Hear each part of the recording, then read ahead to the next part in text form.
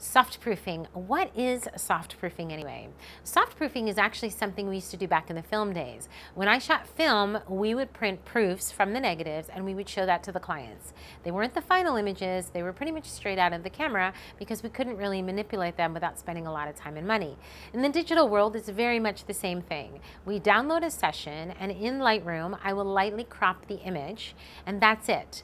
When those images come out of Lightroom, they are soft proofs, which means they're not really edited. They may be adjusted for white balance or tonal quality, but they aren't cleaned up or fully edited. They're soft proofs, which means they have a little bit of work to do.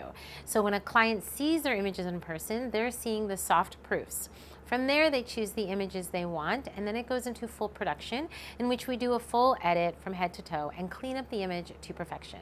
You can save a lot of time and money by soft proofing and explaining to your clients the difference.